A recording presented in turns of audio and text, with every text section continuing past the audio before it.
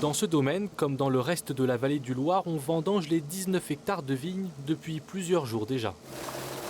Un démarrage précoce, conséquence d'un été sec et ensoleillé. L'année dernière, on avait gelé.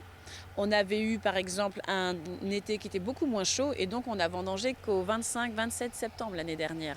Donc forcément quand on vendange plus tard comme ça veut dire qu'il faut attendre une certaine maturité. Donc le fait d'avoir des vendanges précoces, on assure une très belle qualité. Et les grappes sont en effet belles et généreuses, tout comme la vigne, qui a bien résisté à la sécheresse.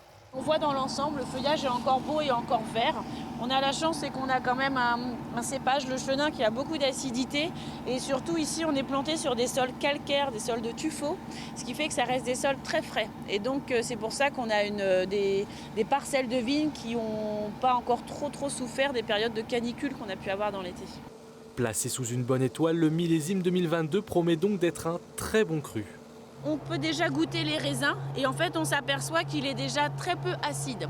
Donc cette année il y aura moins d'acidité, un petit peu plus de sucre et un petit peu plus d'alcool aussi par rapport à l'année dernière. Donc on va retrouver des millésimes comme 2018, comme 2019, plus ronds, plus souples, plus soyeux en bouche également.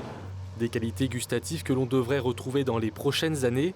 Avec le réchauffement climatique, les cépages sartois s'adaptent. Il y a 50 ans, les vins blancs, les janières que l'on faisait, ils étaient très secs, très acides, parce qu'il y avait beaucoup moins d'ensoleillement. Aujourd'hui, c'est vrai que l'ensoleillement est beaucoup plus présent toute l'année, ce qui fait c'est favorable pour faire déjà des janières un peu moins secs, avec un peu moins d'acidité, et on peut faire aussi un peu plus souvent des demi-secs et des moelleux.